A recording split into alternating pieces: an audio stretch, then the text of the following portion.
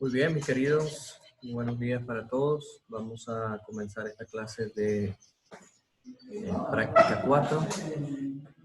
Vamos a hablar hoy de la espiritualidad del ministro.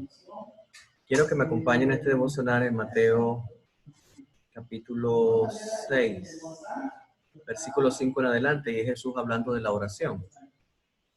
Y cuando ores, no seas como los hipócritas, porque ellos aman orar en pie en las sinagogas y en las esquinas de las calles, para ser vistos de los hombres. De cierto os digo que ya tienen su recompensa. Mas tú, cuando ores, entra en tu aposento y cierra tu puerta, ora a tu Padre que está en secreto, y tu Padre que ve en lo secreto te recompensará en público. Y orando no uséis vanas repeticiones, como los gentiles, que piensan que por sus palabrerías serán oídos. No os hagáis pues semejantes a ellos, porque vuestro Padre sabe de qué cosas tenéis necesidad. Antes vosotros le pidáis. Vosotros pues oraréis así: Padre nuestro que estás en el cielo, santificado sea tu nombre. Y vemos aquí un elemento muy importante, y de todos estos versículos me llama poderosamente la atención el elemento de la oración secreta. Dice, mas tú cuando ores, entra en tu aposento y cierra la puerta. Ora a tu Padre que está en secreto, y tu Padre que ve en lo secreto te recompensará en público. Las mayores victorias que va a obtener el ministro, el siervo de Dios, en su trabajo, las va a obtener de rodillas en secreto con Dios.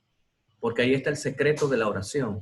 Cuando vamos a Dios en secreto, vamos a Dios en súplica, tenemos comunión con Él constantemente, entonces Él se encargará de pelear nuestras batallas.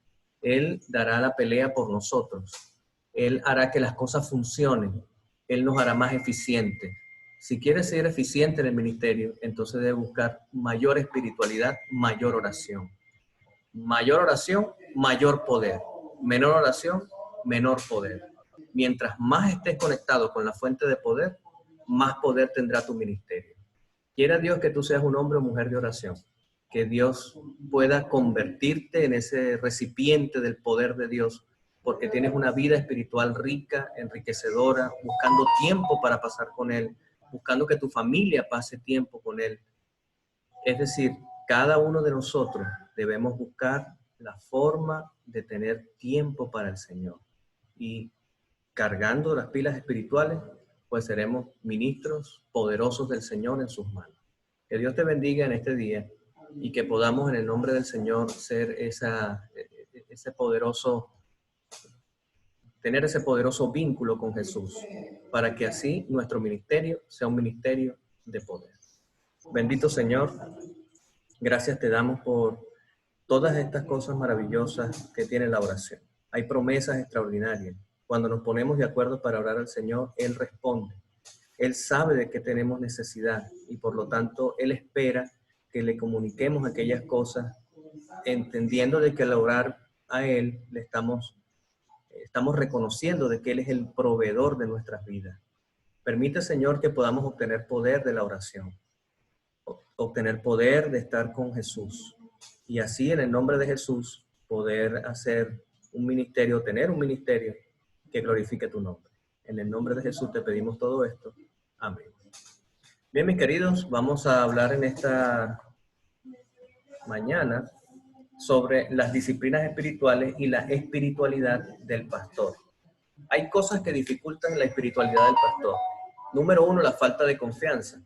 Y no precisamente la falta de confianza en el Señor, sino que a veces como ministros o como estudiantes pudiera ser que las cosas nos estén saliendo bien.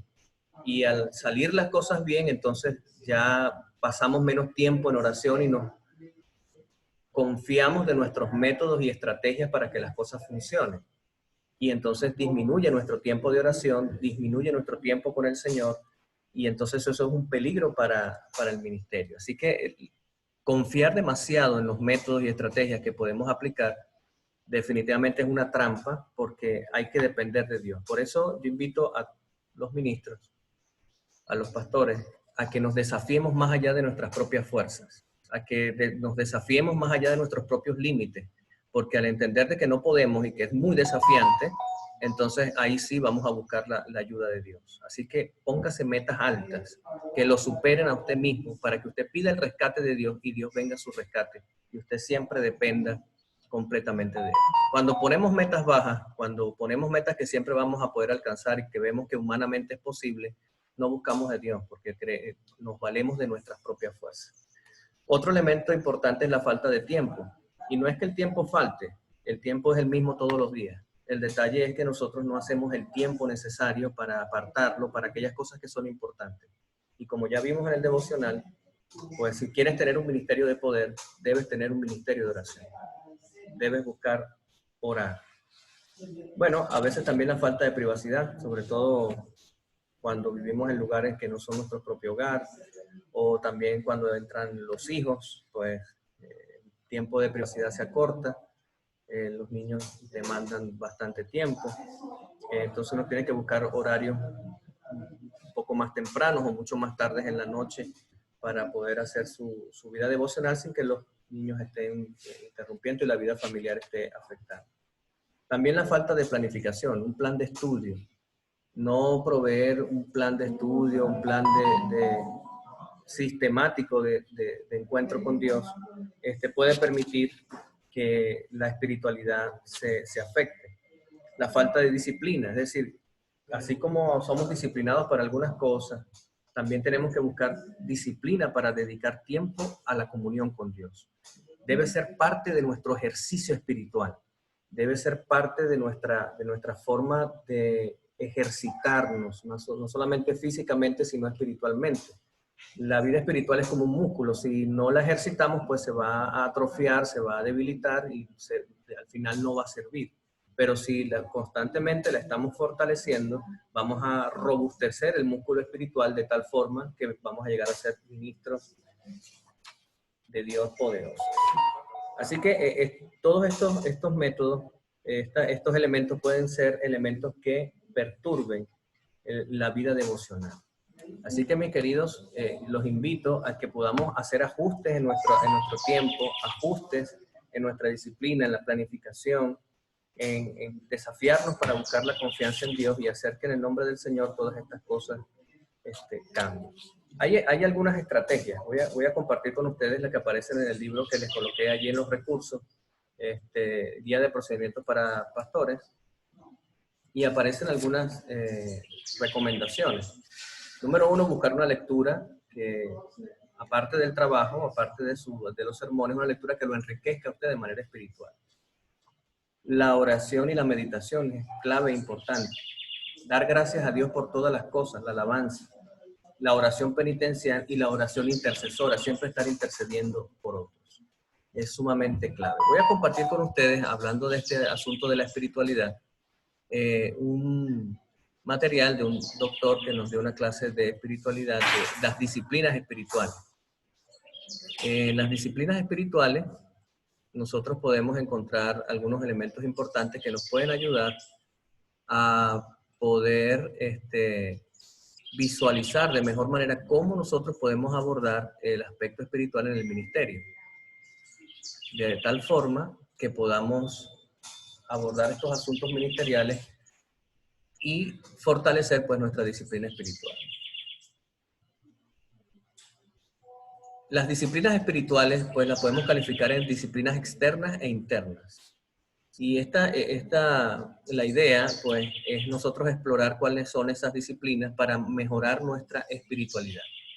El propósito de las disciplinas espirituales es la formación total de la persona, del ministro. Su meta pues es la de reemplazar los antiguos hábitos destructivos, de pensar y pasar por nuevos hábitos de vida que te ayuden a consolidar tu vida espiritual de la mejor manera.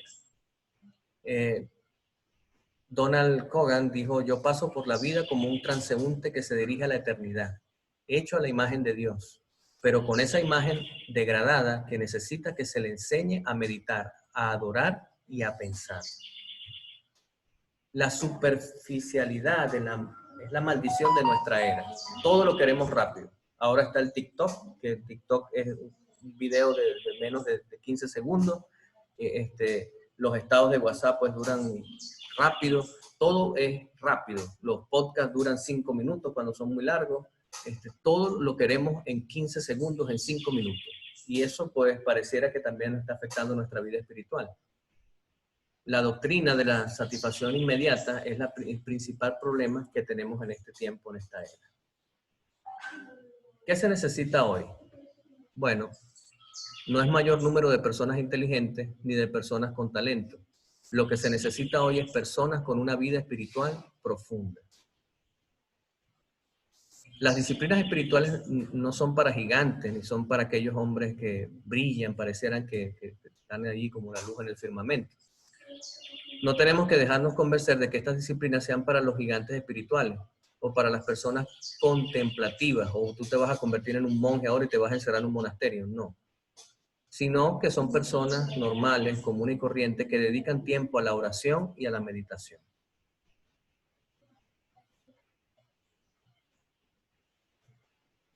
Las disciplinas espirituales, ¿verdad?, son para seres humanos como usted y como yo, ordinarios. Los que trabajan, los que cuidan niños, los que tienen que lavar los platos, podar el césped, hacer todo tipo de actividad. No debemos pensar que estas disciplinas son una, pues, insípida práctica monótona. Es decir, la vida espiritual no es una vida aburrida, es una vida llena de emociones. El gozo es la nota clave de las disciplinas espirituales. Todo aquello que se hace con gozo y se disfruta, pues entonces va a ser de grande bendición. Liberarnos de la esclavitud a que estamos sometidos, del egoísmo, del temor, es el principal objetivo de las disciplinas espirituales. Los hábitos nos hacen esclavos y por eso es que tenemos que hacer hábitos que nos ayuden a tener gozo en las cosas que hacemos. No podemos liberar ni purificar nuestro propio corazón mediante el ejercicio de nuestra propia voluntad, dice el Camino a Cristo. En el momento en que pensemos que podemos tener éxito mediante nuestra fuerza de voluntad, estamos adorando la voluntad. Solo haremos que el mal que hay en nosotros sea más fuerte que nunca antes. La voluntad tiene el mismo defecto de la ley. Solo puede hacer frente a lo externo. Esto no es suficiente para producir la necesaria transformación del espíritu interno. La justicia interna es el don de Dios que hay que recibirse por gracia. El cambio interno que necesitamos es obra de Dios, no de nosotros. Es decir, que para tener una vida de fortalecimiento espiritual, tenemos que desarrollar la gracia en nuestras vidas. Es decir, aceptar a Cristo en nuestro corazón y dejar que Dios nos transforme por su gracia preciosa. En la epístola de los Romanos, el uso del término justicia se usa 35 veces, destacando que la justicia no se logra por medio del esfuerzo humano. Nada podemos hacer por nosotros mismos. Todo es hechura de Dios y al reconocer eso nos libera de nuestra propia carga de ser perfectos por nosotros mismos. Y nos libera y nos da la oportunidad de que sea Dios el que transforme nuestras vidas. Y al ver esa transformación le daremos gracias a Dios porque Dios es el que la obró en nosotros. El esfuerzo humano es insuficiente y la justicia definitivamente es un don. Dios nos dio las disciplinas para que la vida espiritual como un medio para recibir su gracia. Las disciplinas no permiten colocarnos ante Dios de tal modo que éste pueda transformarnos. No son el medio de la transformación de Dios. Es que Dios nos transforma para poder hacer las disciplinas espirituales. Las disciplinas espirituales constituyen el método de Dios para colocarnos en la tierra. Ellos nos colocan en el sitio en el que puede obrar dentro de nosotros y transformar. Las disciplinas espirituales no pueden hacer nada por sí solas. Necesitamos del poder transformador de Dios. Cuando las disciplinas degeneran en leyes, se usan para manipular y controlar a las personas. Tenemos que llegar al punto de echar de sobre nosotros la perpetua carga de tener que manejar a los demás. Así que las disciplinas no están hechas para gobernar al otro, ni para hacerlo vivir de una manera esclava. Todos piensan en cambiar a la humanidad y nadie piensa en cambiarse a sí mismo. Eso lo dice León Tolstoy. Así que nosotros tenemos que transformarnos a nosotros mismos primero para poder llegar a tener una vida de transformación con el otro. Ahora, ¿cuáles son esas disciplinas externas? Las disciplinas externas pues, pueden ser la sencillez, el retiro, la sumisión y el servicio. La disciplina de la sencillez. Cuando estamos verdaderamente con esta sencillez interior, toda nuestra apariencia es más franca, más natural. Esta verdadera sencillez hace que estemos conscientes de cierta imparcialidad, cierta pasibilidad, cierta inocencia, cierto alborozo y cierta serenidad. Entonces, la apacibilidad, la serenidad, la imparcialidad son elementos que tienen que ver con esta sencillez. Esto lo dice Francois Fenelon. Ahora, ¿cuán amable es la sencillez? ¿Quién me la dará? Yo abandono todo por ella. Es la perla del Evangelio, la sencillez. La Biblia se refiere de manera constante y decisiva al espíritu interno de esclavitud que trae consigo el apego idolátrico a las riquezas. Si se aumentan las riquezas, no pongáis el corazón en ellas, porque donde esté las riquezas, ahí estará tu corazón. Y es un principio muy importante, así que nuestra primera riqueza debe estar en el cielo.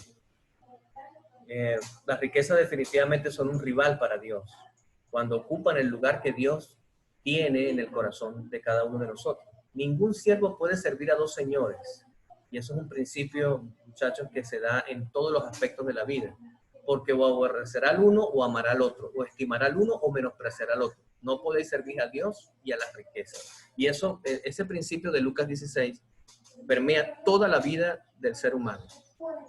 Por ejemplo, si alguien está casado y sus afectos, en vez de estar con la persona que ama, con su esposa, son dirigidos hacia otra mujer, inmediatamente ese esposo aborrece a su esposa y empieza a pelear con ella, a ver discusiones, todo le cae mal, todo le parece mal hecho, y entonces empiezan a haber discusiones en el hogar porque ya este hombre está cayendo en este principio bíblico, pues cambió sus afectos hacia otra persona y aborrece inmediatamente la otra. Así ocurre en la vida espiritual. Cuando nuestro corazón está puesto en las riquezas de este mundo, pues aborrecemos inmediatamente a Dios, porque Dios y las riquezas no pueden estar en el mismo sitio. Así que hay que estar pendiente de estas cosas. Definitivamente, si usted escogió la carrera de ser un ministro y un siervo de Dios, pues olvídese de la riqueza. Si usted quiere ser rico y tener cuentas bancarias llenas de ceros y ciertos privilegios que otros tienen, pues no es la carrera que le va a proveer eso. Puede ser que ocurra que se lo provea Dios, pero no va a ser porque usted lo va a buscar, sino es porque Dios se lo va a proveer, porque tiene alguna intención especial con usted en esta tierra. Las amonestaciones en la Escritura hacia la riqueza son muy poderosas y diversas. Mateo 6:20 dice, mas ay de vosotros ricos porque ya tenéis vuestro consuelo. 6:21, donde esté vuestro tesoro, allí estará también vuestro corazón. Lucas 12:15, mirad y guardaos de toda avaricia, porque la vida del hombre no consiste en la abundancia de los bienes que posee, sino más bien en poner a Dios en primer lugar. Lucas 12:33 dice, vended todo lo que poseéis y dad limosna, haceos bolsas de los que no se envejezcan, tesoros en los cielos que no se agoten, porque de verdad que los tesoros en esta tierra se dañan. Si tienes muchos equipos electrodomésticos, pues la luz se te los quema. Si los tienes de metal, pues el óxido se los come. Si tienes un carro muy bonito, pues se echa a perder.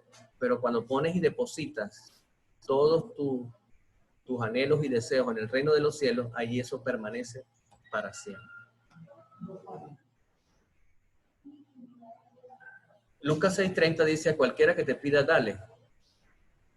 Y al que tome lo que es tuyo, no pidas que te lo devuelva. Hay que pedirle al Señor ayuda para que nosotros podamos ser sencillos, ¿verdad? No es fácil ver todos estos elementos de esa disciplina espiritual. Jesús habló de la economía más que cualquier otro asunto social. Si Jesús hizo tanto hincapié en los peligros espirituales de la riqueza en una sociedad comparativamente sencilla, ¿cuánto más nosotros que vivimos en estas sociedades, pues, donde el capitalismo, las riquezas, en cualquier sistema político, o social o económico que usted se encuentre, definitivamente usted va a tener que tener cuidado con la riqueza. Dios tiene el propósito de que nosotros tengamos adecuada provisión material. La pobreza obligada es mala. La Biblia no tolera el ascetismo. Es decir, Dios no te está pidiendo que ahora que te conviertas en una persona que te despojes de todos los bienes que tienes y acabes con todos los recursos que puedan ser de vital importancia para tu sostenimiento en la tierra. No, Dios no está diciendo eso. Dios no quiere que tú te golpees a ti mismo. El ascetismo y los votos de pobreza para no tener nada no es parte del plan de Dios. Dios quiere pues que tengamos el dinero y los recursos necesarios para sostenernos. Pero poner los corazones en esas cosas pues es otra cosa bien diferente. Así que la sencillez es lo único que puede orientarnos suficiente en nuestra vida, de tal modo que disfrutemos genuinamente de nuestras posesiones sin destruirnos. De todas las disciplinas, la sencillez es la más visible y, por tanto, lo que está más expuesta a la corrupción. Un ejemplo poderoso de la sencillez del Señor Jesús. El vestido del Señor Jesús era un vestido, pues, hecho de una sola pieza de tela, lo cual que no era un vestido barato, no era un vestido harapiento, era uno de los mejores vestidos que podía haber en ese tiempo. Pero la vestimenta del Señor Jesús era sencilla, es decir, él no era ostentoso, pero tenía algo de calidad y disfrutaba de lo que tenía de calidad. Tanto así que al final de su ministerio, cuando lo crucificaron, los guardianes se pelearon por las vestiduras de Jesús. ¿Por qué? ¿Porque eran de mala calidad? No, eran de buena calidad, pero era una vestidura sencilla que no llamaba la atención, a diferencia de otros, pues que se vestían para llamar la atención, se vestían sin sencillez. Y ahí pues el ejemplo que nosotros podemos trabajar con respecto a viendo a Jesús como ejemplo. Ahora, el punto central de la disciplina de la sencillez, ¿cuál es? El punto central de la sencillez consiste en buscar primero el reino de Dios y su justicia, y luego todo lo necesario vendrá en su debido orden. Es decir, Dios pide que nuestro corazón, y nuestro corazón siempre tiene que estar dispuesto al reino de los cielos. ¿Cuáles son las actitudes internas de la sencillez? Dice, el hecho de recibir lo que tenemos como un don de Dios. Saber que el cuidado de lo que tenemos es asunto de Dios y no nuestro. El hecho de que nuestros bienes estén a la disposición de los demás. Miren qué importante, ¿no? Entonces, número uno, reconocer que lo que tenemos es un don de Dios. Saber que tenemos que tener cuidado en los asuntos de Dios y poner a Dios en primer lugar. Y que todo lo que poseamos pues está al servicio de la causa de Dios. La sencillez interna no es una realidad mientras no tenga una expresión externa. Así es. Podemos decir que somos sencillos, pero si no hay, si externamente no lo demostramos, pues no está bien. ¿Cuáles son estos 10 principios controladores de la sencillez? Bueno, número uno, fíjense, comprar cosas por utilidad y no solamente por darnos el gusto. Esto representa no por el nivel social que tienen. Hay personas que compran cosas porque pues su nivel social se lo pide, no por la utilidad que tiene. Entonces, en vez de tener cosas sencillas, se extralimitan y lo hacen para parecerse a los demás, porque ese es su nivel social. Rechaza cualquier cosa que te produzca pretensión. Es decir, cualquier cosa que pueda hacer que tú te muestres ostentoso o pretencioso, pues hay que buscar apartarse de eso. Desarrollar el hábito de regalar cosas. Si te parece que te estás apegando a alguna posesión, piensa en dársela a alguien que la necesite. Mira qué interesante, qué poderoso es. Niégate a dejarte programar por los custodios de la fabricación de modernos artefactos. Pues es decir, ahorita en el marketing digital todo el mundo quiere tener el televisor de moda, el carro de moda, la ropa de moda, todo lo que es de vanguardia. Entonces, eso definitivamente pues no podemos dejarnos llevar por eso. Aprende a disfrutar de las cosas sin poseerlas. Poseer las cosas es una obsesión de nuestra cultura. Desarrolla un aprecio más profundo hacia la creación, es decir, hacia la naturaleza. Mira con un saludable escepticismo todo lo que diga compre ahora y pague después. Es decir, téngale temor a las deudas.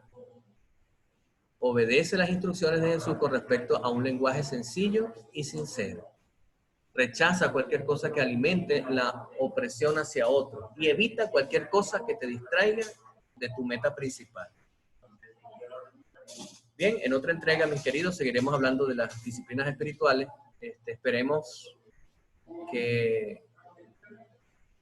Esperemos, mis queridos muchachos, que ustedes reaccionen a este video, reaccionen a esta clase en su foro de discusión.